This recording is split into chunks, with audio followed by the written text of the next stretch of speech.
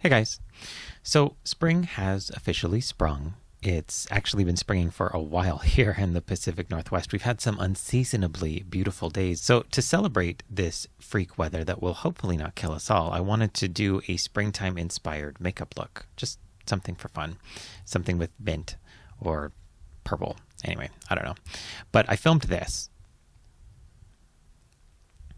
which I liked, but the problem is once I loaded the files into the computer, I heard this. Yeah, apparently my mic was off the whole time. So I'm just going to do this with an overdub, and you're just going to have to learn to live with it, just like I'm learning to live with it. Now, in the video, I actually did talk about some things, go figure, and in particular, I mentioned these new Wet n Wild Spring 2015 eyeshadow palettes that I picked up the other day. They're pretty, right?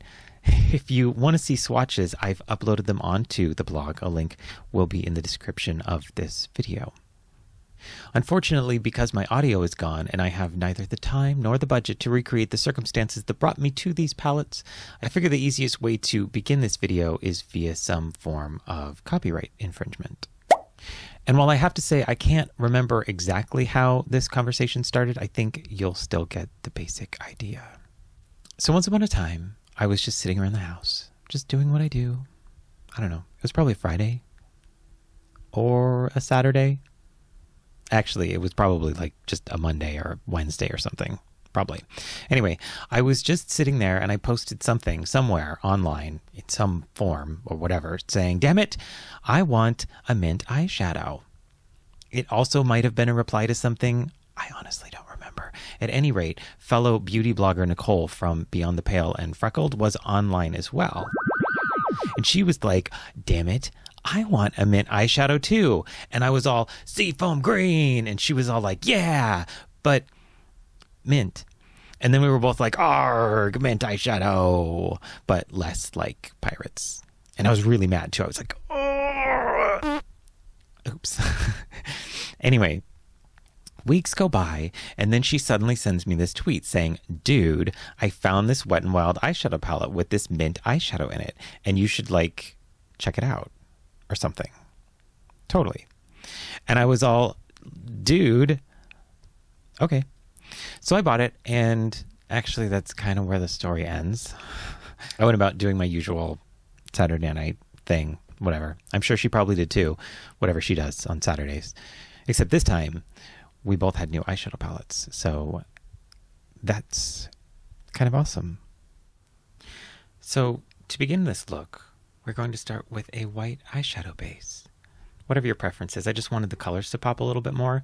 In retrospect, I'm going to be working with that pale mint color in the palette that you see right there. I probably would have went with something that had more teal in it because it's a little sheer and ended up just looking like white on the lids, which kind of took this into a weird Attack of the 80s kind of place, which also isn't bad. Mid-tone purple in the crease, sort of above the crease, around the crease, on the crease, whatever your preference. And then taking a darker purple on a smaller crease brush to just sort of intensify that crease area. Stars and Rockets, of course, you can tell it's the only one that I've hit pan on right there. Always blend the edges of like everything out, everything with Stars and Rockets. It just makes the world a better place. I'm using a blue eyeliner on a tiny brush. I just sweep the brush over the eyeliner and then apply it to the eyes. I just get a smoother line that way. Setting it with a dark blue eyeshadow and then taking whatever's left on the brush and putting it in the lower lid, on the lower lid, whatever. And then up in the crease. And then you just kind of keep playing and playing and playing and playing with intensifying that crease area. And then once you have the eyes intensified to your desired level, forget the mascara because I always do. I'll go back and put it on later. This is a foundation.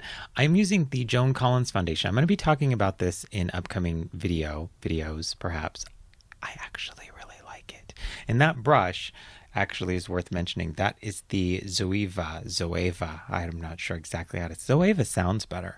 It's the number 14 brush. This is part of a swap that I did with a friend of mine named Crystal. We did an international swap thing together. I didn't ask for this brush. She just sent this one to me, and it's amazing for everything. That's concealer. I didn't use it for concealer. a little powder. I think this is the Joan Collins powder, not that it matters. And a pale sort of pinky lavender brush. Blush. Brush. Blush brush. Brush. No, blush. Kick the tripod several times while you look for your mascara, and then gingerly apply your mascara because you're using Plush Lash, and you always stab yourself in the eye with that wand. The lip liner I'm using is by Estee Lauder. This is Spice. I love this color. It's so pretty.